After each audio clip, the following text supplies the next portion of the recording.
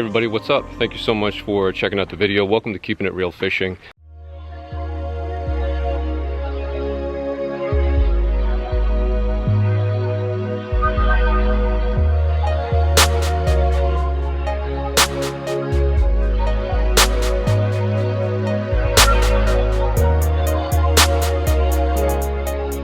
It is December 31st of 2021, obviously the last day of the year.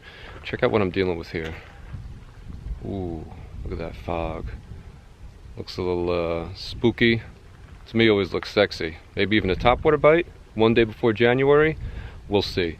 But anyway, guys, just got here, and this is curious. Check this out. So this is the place where I got my personal best, just shy of 8 pounds, and oof, time flies. That's coming up on 3 years ago. I did not anticipate this here in the Northeast in New Jersey, and tomorrow is January 1st. I didn't anticipate the parking lot looking like that. There's a bunch of people behind these, so it looks like we have at least, oh, I don't know, about a dozen boats on the water. I thought I was going to be the only one here, because that's the way it's been in years past. But anyway, gonna get out there, curious to see what the water temps are. Glad the water is open. It's not hard or frozen yet. And let's see. This is the time of year where it's often just you get absolutely nothing. But my experience has been when I do get one this time of year, almost always it's not just a good fish. It's like a really, really big fish. So that's why I'm here. I got my big baits, and let's see. Let's see if something good can happen for the new year. Check back in with you guys in just a second.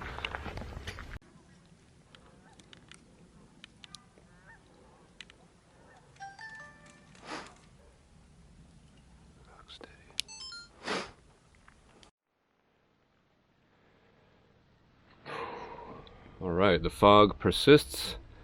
Visibility, maybe like 150 feet. And then it's just soup.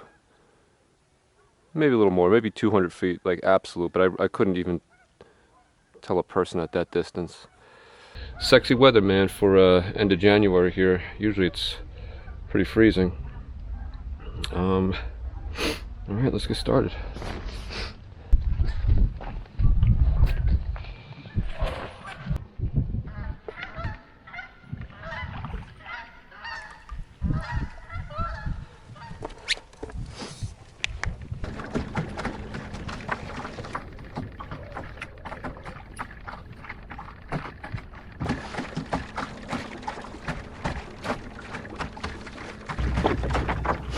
Alright guys, just went over a couple really good arches here.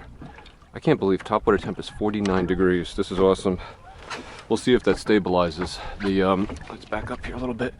The transducer was you know, just coming out of my car, so oftentimes it takes a while for the transducer temperature to stabilize because it gets warm from being in my car with the heat on.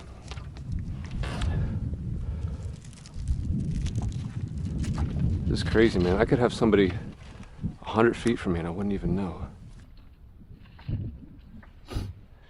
It's gonna be an interesting day. This cloud cover is really, really appealing. The tough part is, so I just went over, this is angled, I just went over a couple really nice arches. They could be lake trout too, but that's fine.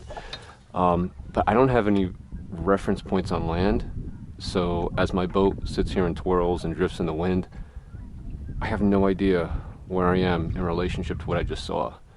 You know, usually like you eyeball like a tree or something on land, you'd be like, okay, I was there, the boat was there. I have no idea if that spot was there, or there, or there. So this is kind of pissing in the wind here, but we'll take a couple casts. I think I just turned around. I think my boat just kind of did a 180.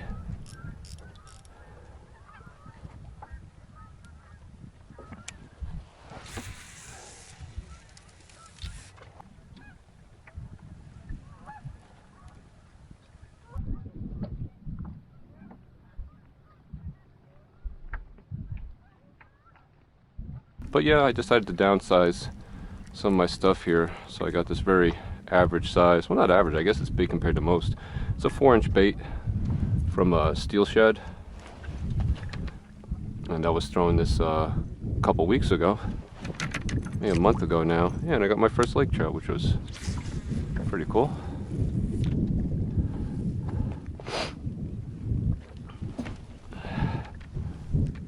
We'll run this camera for just a little bit. Usually this is the camera I turn on to show you guys a good fish at a better angle. We'll run this one for a little bit.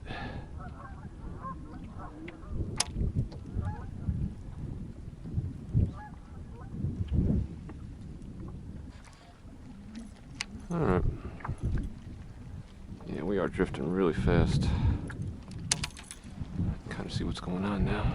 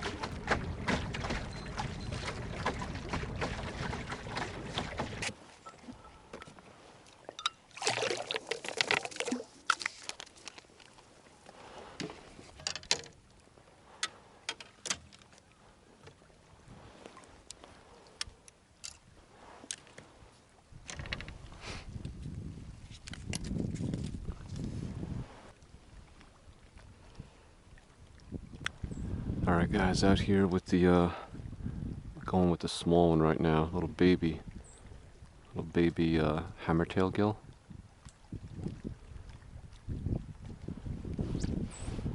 I got a number of bigger baits on here. I kind of got small, medium, and large. I got my hammertail, and then I got my Hud 68, and then I got my 8-inch reel prey.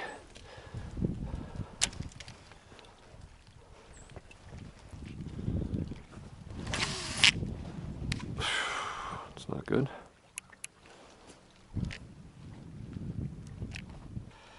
Nice. Real nice.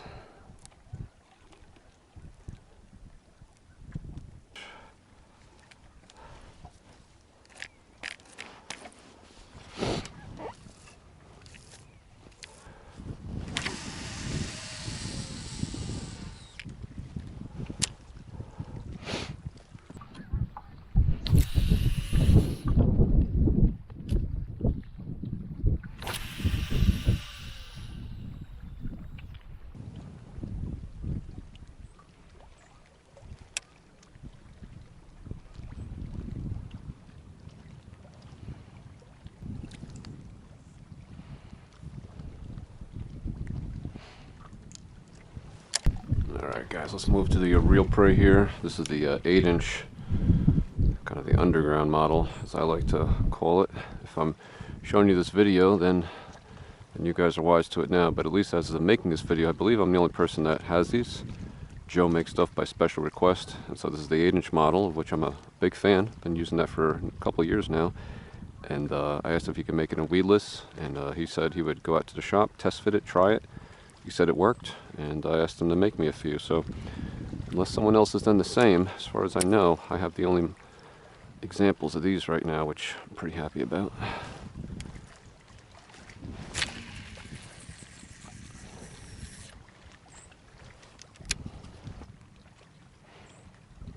And these are first casts now on the iRod, the Bailey Swim. This is the Genesis 3. This is my first iRod rod ever. I used the Junior Swim a number of years ago. I had a friend who had the Junior Swim. I actually recommended it to him just because of how much good stuff was being said about it, even though I didn't own one. But this is my first iRod, and these are just my first couple casts. As a matter of fact, that's only my second cast. So we're going to feel it out, but right off the bat, the loading of it seems pretty good. Relatively easy cast, really stored up that energy well and released it. It's definitely a stout rod. I don't think I'd be comfortable with this with any of my treble hook lures.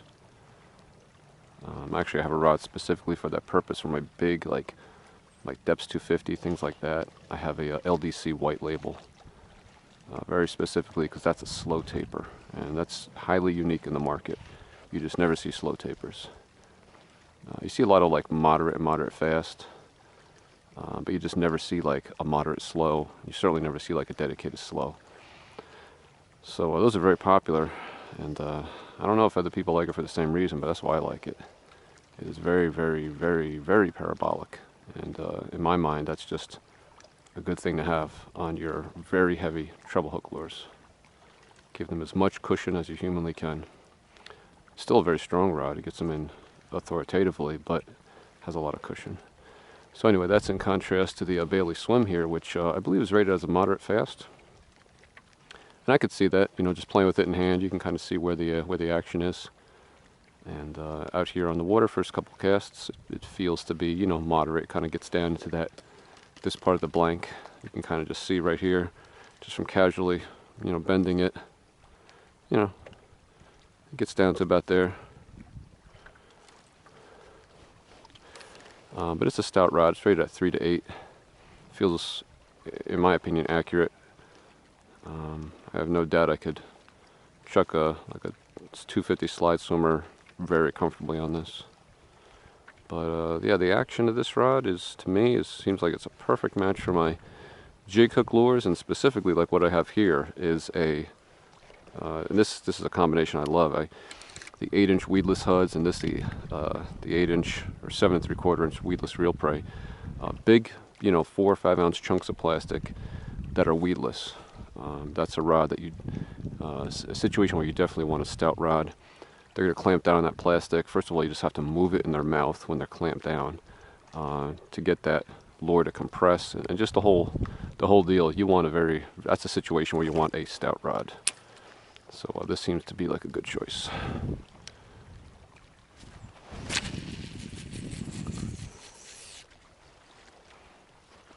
And the Ryoga, you guys can see here, I don't have a whole lot left. That's right down to it. That's 65-pound braid. And I'm realizing I have a decent amount left in the rod. I'm not swinging as hard as I could. I could probably get like another, I don't know, maybe like another 20, 30 feet. I'm just guessing. All right, now let's stay focused because I'm sitting here talking. It's winter time, low water temp. You know, this isn't like my highest expectation of having a great day, but I do have high expectations of, if I get a bite, it being a big bite. But the main thing is just to stay focused, you know.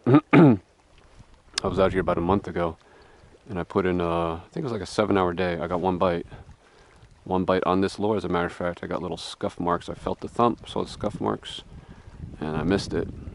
And I don't think it was user error. I gave that fish a good, after I felt the thump, I gave that fish a good 2 seconds to fully take it.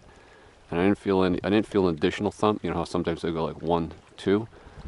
That's my strategy. Once I feel a bite on the big 8-inch lures, I give them a good second, like 1/1000, 2/1000, particularly in the weedless ones, because there's no hook they're going to feel. I want to make sure that they swallowed it. There's so many times they kind of get it halfway. And so if you give them that 2 seconds, usually one of two things has happened. Either in that 2 seconds, you'll feel a second thump, and that's them clamping down halfway on the lure, and then the second thump is the full swallow of it. So they kind of eat it halfway to the back, and then they take the head. Or if you don't feel anything after like 2 full seconds, they got it the first time, and they're on there, and you can, you know, then you could just give it a second to reel down, feel the weight of the fish. But after 2 seconds, in my opinion, you swing no matter what. And anyway, so I missed that fish. I say all that because that was the same deal. It was like water temps in the mid 40s, working all day for that one bite, which is to be expected.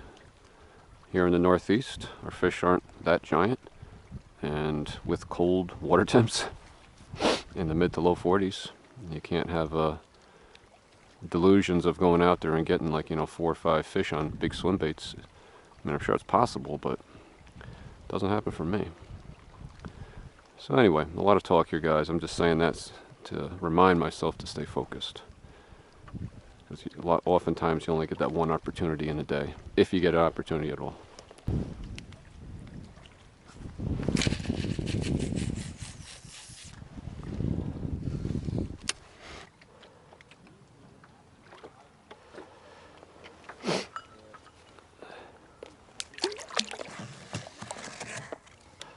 Alright guys, let's sling the 68 special here.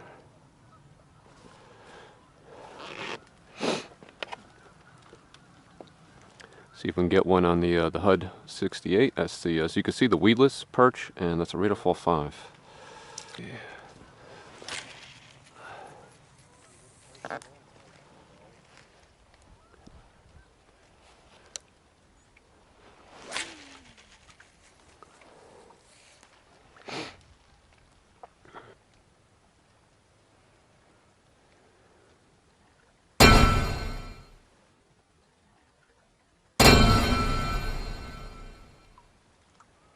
Just had a bite.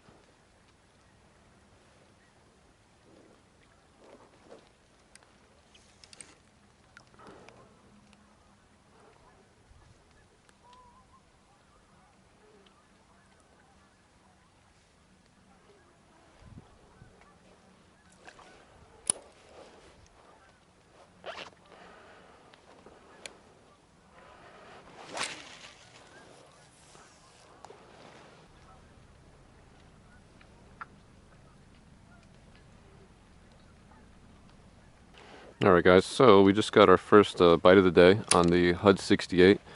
It's a pretty nice wallop, but I just waited for anything, waited to feel it load up and any tension, and it was just a real quick, just one and done, like he was testing it. I didn't see any slices on it though, so it might not have been a pickerel. Hard to say. I'm going to follow up with the little guy here, the little Matt Lures hammertail gill. Kind of put it in a similar casting angle. I just took a cast over there to give it a couple minutes to cool down. So now we're going to come back with a little bit of a smaller lure. I already hit this from kind of 2 angles with my big 8-inch trout.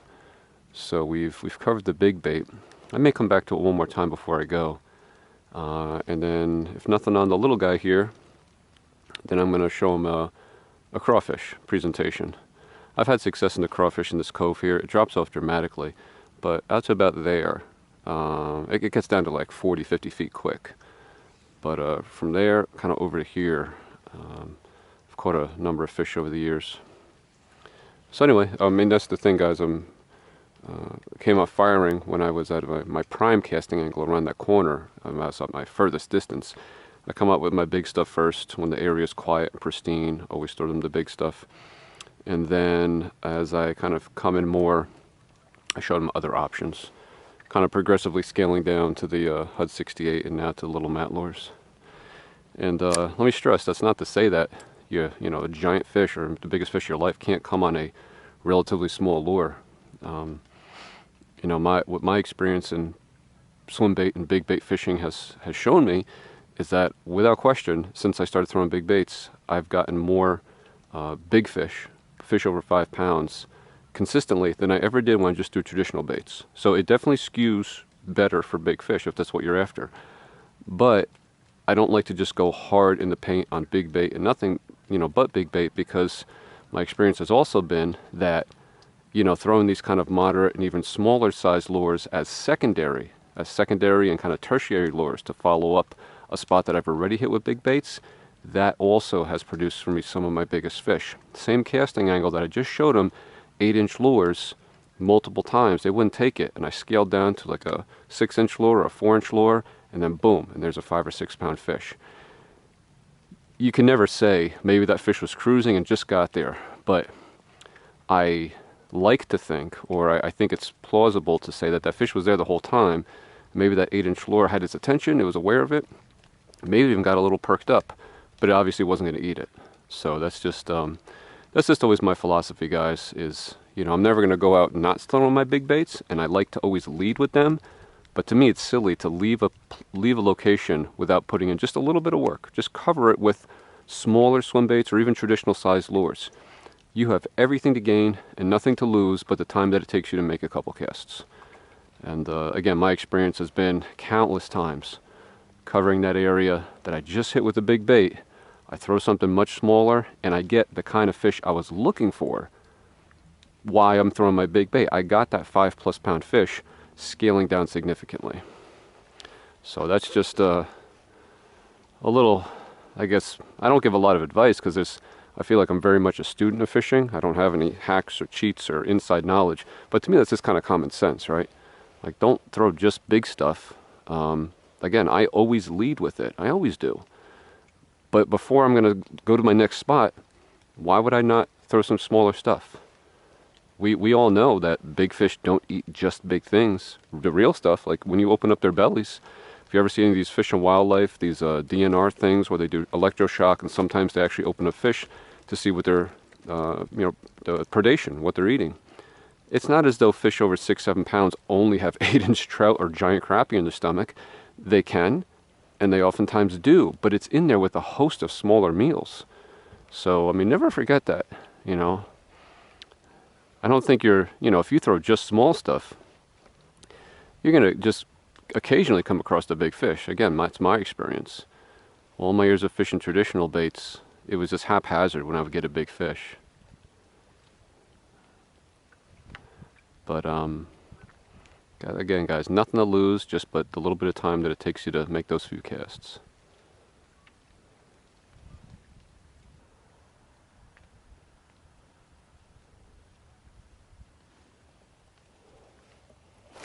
Oh, another bite. I'm thinking there's a pickerel hanging out right down there.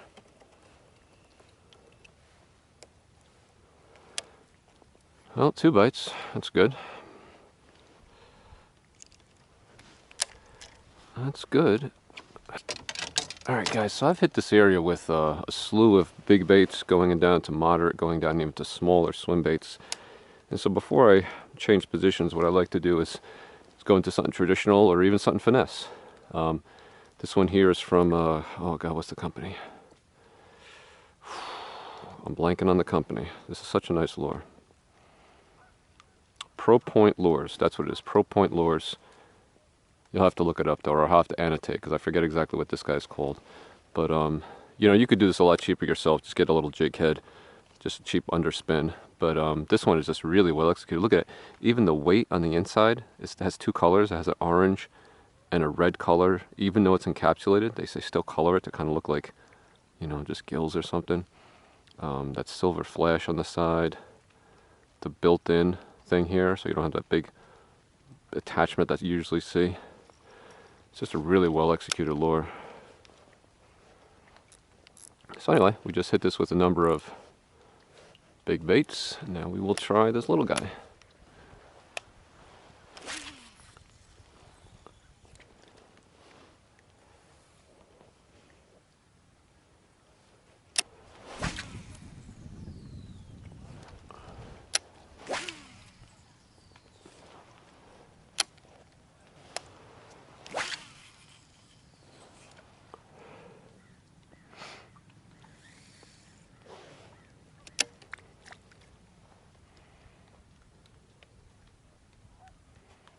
Undercrunch. The name just came to me, the Undercrunch minnow.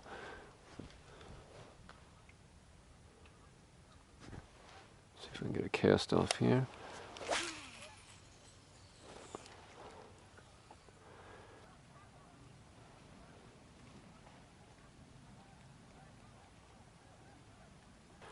Well, let's try a different part of the lake. We don't have that much time to fish. This place closes. You have to be off the water before dark, which is wonderful. What do we got? It is almost 1, and we can really only fish to about 2:30, 2:45. So let's get stepping here. Let's get them moving. See if we can get a fish in the boat.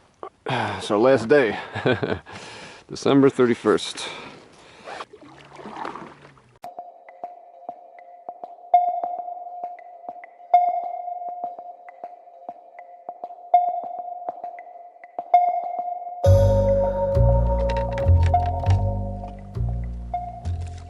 Whoa. All right, let's put in a little bit more work here with this Bailey swim. And this is the real prey, the secret real prey that I don't think anybody but me has right now.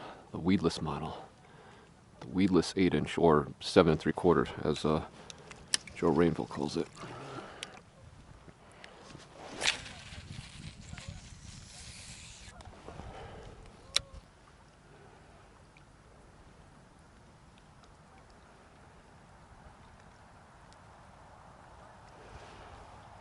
Let's see if we can connect, guys. I'm happy I got 2 strikes so far.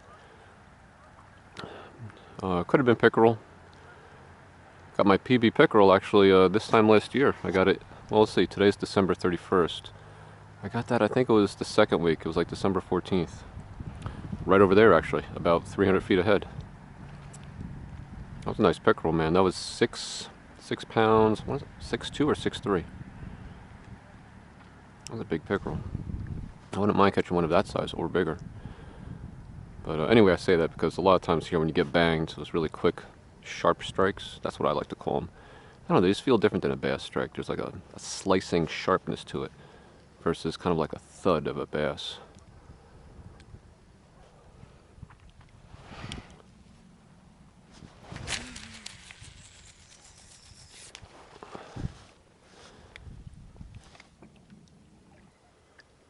Let's see if we can get anybody here in the winter on our big trout. I'd love to feel how this Genesis loads up and feels on a fight. Let's go out a little bit further. Easy, loads well. So this one here is, I'm glad I got it because it's perfect for this. All of my jig hook applications, and specifically on the exposed jig hooks, I don't feel like I need it. The LDC is fine. I've used that. It's fine. Savage Gear's fine. But on this, 8-inch baits, things like the HUD 68, not the HUD 68, the 8-inch HUD weedless, of which I know is rare. They haven't made them in years. But if you have one, 8-inch weedless HUD, these big weedless reel preys. What's that company? Sudden Impact is making. Oh, hold on. Stand by.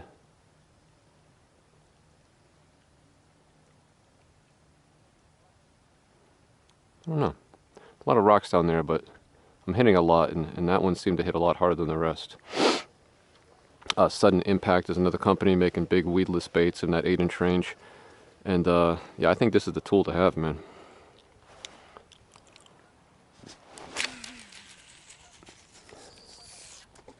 Nice and easy. Ryoga 2020. Looks like we're gonna go into these rocks any second now. Hang on.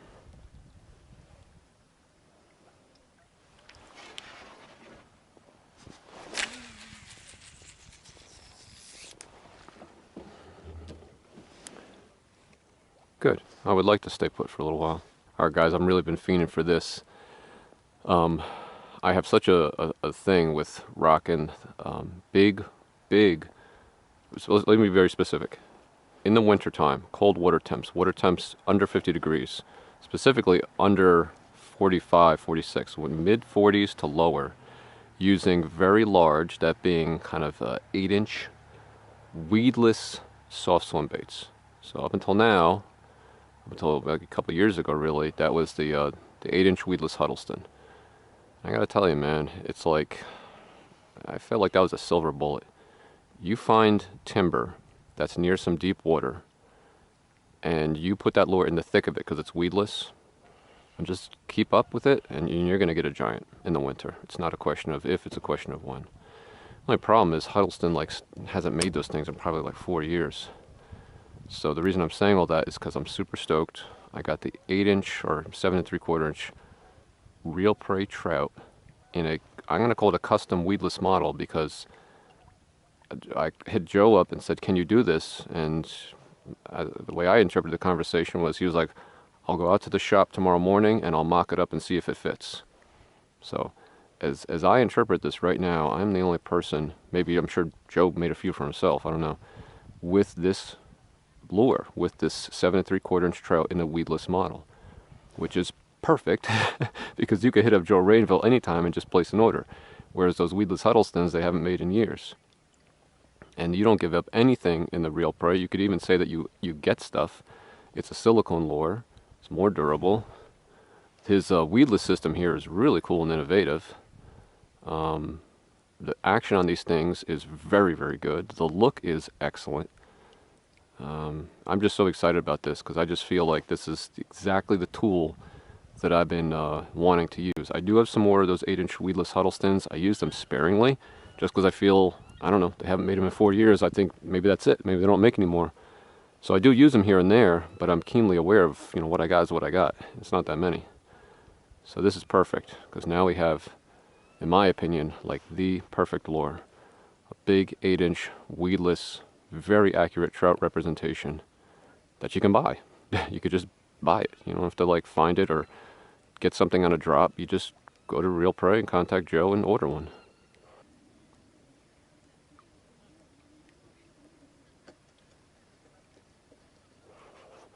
Looks great. Looks great. Let's throw one out here.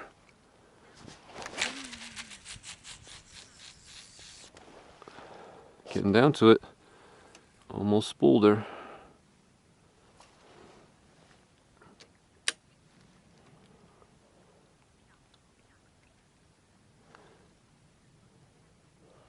See, it's still going down there. Line's pulling. Let's see how much she takes.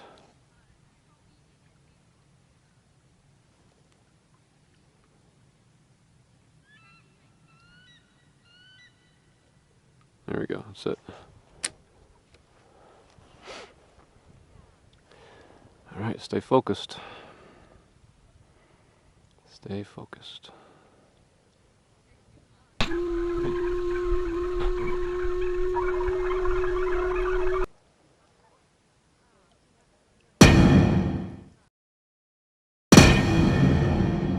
There's a bite.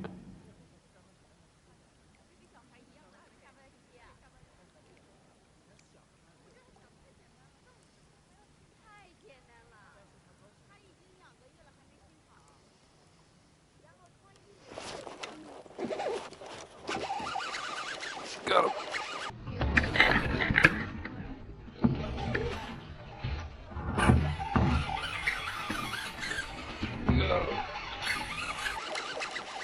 Got him. Got him.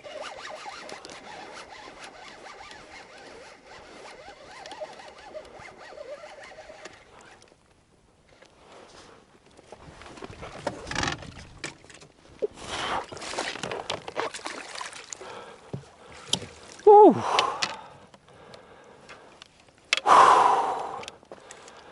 Got him. Felt the tick, sped it up a little bit. You'll see in the video, sped up the retrieve a little bit, felt another tick, sped it up a little bit more. She ate it. Wow, big fish. Yeah, working all day for it. Oh, your first one today? Oh, it's not easy this time of year. Oh, too cold, right? Yeah, Wow. there we go. Wow. Woo. Oh. That's a good gift for the new year. Yeah. Good luck. Thank you, thank you. All right. There we go, guys. So that was on the 8-inch Real Prey. My hands are frozen. I'm going to end up dropping her. That is the way to end the year. December 31st. She'll get 5 because of the belly for sure. Whew. There we go. Not a giant, but hey man, this time of year, just can't ask for more than that. Top water temp of 42.6. Good stuff. Whew. Been using this, what is this thing called? Gotta compose myself. There we go. All right. Okay. Oh guys, I can barely hold that fish. My hand is frozen and my muscle is just like, it's as tight as I think I'm grabbing, it's slipping out. So I mention all that because I just picked this thing up a little while ago. This is, I believe, like a version 2. The other one, the leash wasn't as long. You can see there it is. So this is in part a test to see if I can really trust this thing. This is not my personal best. It's a good fish. I want to show you in just a second. But if it gets off, it's not the end of the world. It's probably like a 5. I want to know that I could trust this in the event I get into that 6, 7, or even 8-pound fish. You get it, you're excited, you know, you're exhilarated, and I want to compose myself to get good pictures and to get good video and everything for you. So what I used to do is put it in the net. I used to just put it in the net, and I would actually strap the net across the canoe, but I never liked that because I always thought the fish would, if it wanted to, jump out. So so there we go. She's shaking. I mean, but she's in the water and she's otherwise good. And we'll just see. Hopefully that mechanism there can't open up. But anyway, everything I'm referring to here, guys, is the Cal Coast Fishing donkey leash. And again, I'm pretty certain this is like a version 2.0. The original one was not very long, and this one's pretty long. So that's what's happening right now. And I am going to get composed and show you this nice late winter or late year, end of the year bass I just caught. Find a way to get there, don't you?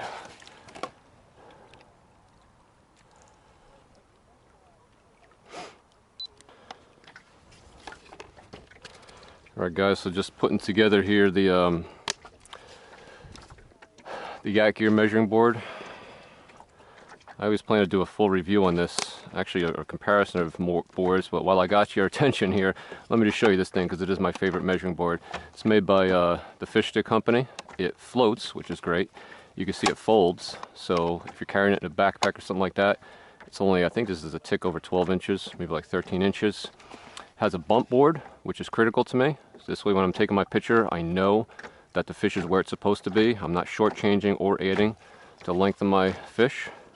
And you can see it just slides open, and then it has a very stout lock, and it doesn't really flex. So you're not going to add weight or add length there either. So just a quick once over, guys. I'll do a more thorough review in the future. The yak gear foldable measuring board, and you can see what looks to be another section I have. If I get into like a big pickerel, there's another section you could put on, but I typically keep it off just because I don't need it, and it fits nice and easy in the bottom of my canoe like this. Alright everybody, and let's just a quick gear check here. Pretty exciting. You're going to hear it. I'm going to edit it in. I was just talking about how I think I'm the only person that has these right now, and I'm sure that won't be the case for long. I suspect some of you will want to get on this. Like I was saying, the 8-inch Huddleston has long been one of my favorite lures for winter fishing around timber. It was always a equation for success, and now we have this, and you can order this, and you can find these. Look at that hook system there. You see how much it pops out? And I could just reset that back in. It's not tearing up the lure because it's silicone.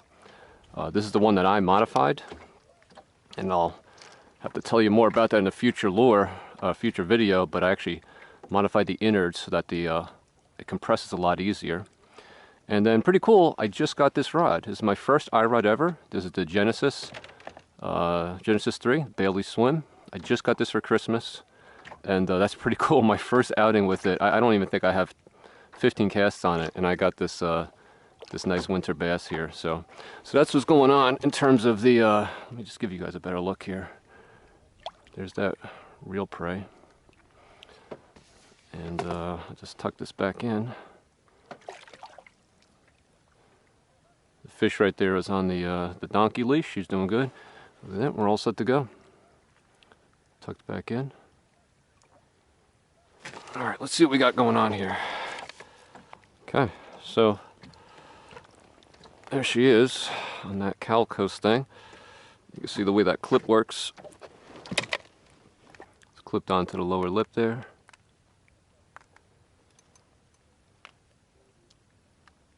Looks good.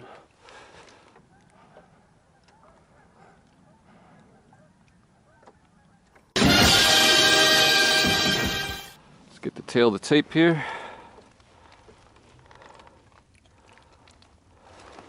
Oh, just shy of 20, not as big as I thought. Alright guys, so I just got a length just shy of 20. She really just has it in the belly. This Cal Coast thing is doing great. I had her out for a little bit. I was taking a few pictures and it's cold and I want to treat her well, so boom, I snapped it back on. I got her back in the water and there she goes. She's got her oxygen. She's thrashing around again, doing well. So let's officially take a look down here at the better angle, guys. That's a nice fish. We're about to get a weight. You know, I'm assuming it's 5 with the belly. I hope I'm not going to be made a fool of here. Watch her be like 4.15. Anyway, so zeroed. Okay.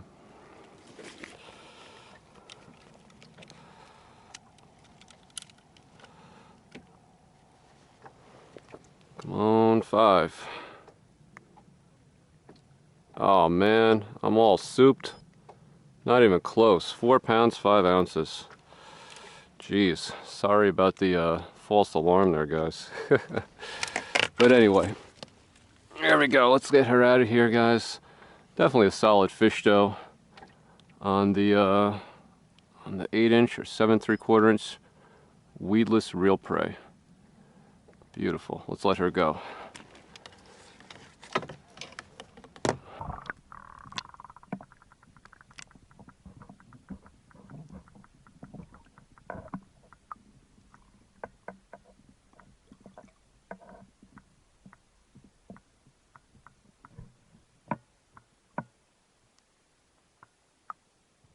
Alright guys, really getting down to it now.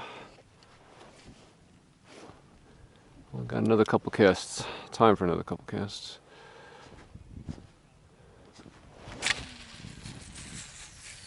Oh, that's not where I want to go. Oh well.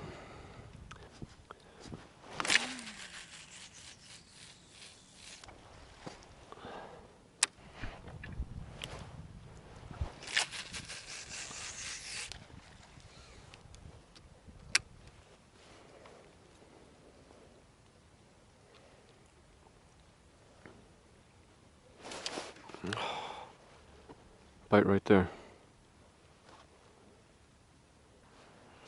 Oh, bite right there. Well, impossible to really tell at this point. We know that's the pickerel. We got scuffs from the bass. It's getting pretty scuffed up now, so it's hard to tell. On a couple weeks ago when the lure was fresh and I got my first strike, I knew exactly what I got because I saw scuff marks and no slices, so I knew it was a bass. But now, you know, the more beat a lure gets, the harder it is to tell what's going on. I guess I can't be too upset about that, guys. End of the day here, one last bite. Well, listen, man, that's it. I gotta go in. This place, unfortunately, closes before dusk. So I gotta be packed up and out of here before the sun even goes down. What's up, guys? Well, thanks so much for joining me and hanging out a little bit. We got one, and you know what, it was actually a really good day. I'm looking here at the top water temp, seeing where they settled at. We're looking at 42.5 degrees, 42.5 right now. What a day of activity. Just such mist, such clouds. Hard to know if that was it, but this is a pretty clear water place, and I think that was definitely a contributing factor. We got low pressure, we got low light penetration, and we had a lot of activity relatively shallow in and around rocks with some of these big swim baits. A lot of hits today. It's hard to know. Definitely one of them was a pickerel, slicing up that real prey trout pretty good. But the others, it's hard to know. I do get a lot of pickerel in here. Could have been some bass, and I just missed a strike actually. my last cast. I was just bringing it in. I'm already thinking about going in, and boom, I got another one, which kind of had that low thud effect to it, which I'm pretty sure was another bass. Unbelievable. Here, December 31st, the Northeast here in New Jersey, with pretty cold water temps. So anyway, guys, I just want to wish you a happy new year, and best to everybody in 2022 in all your fishing endeavors, chasing personal bests both on the water and in life. So wishing you all the best and keeping it real fishing. Peace. See you guys in 2022.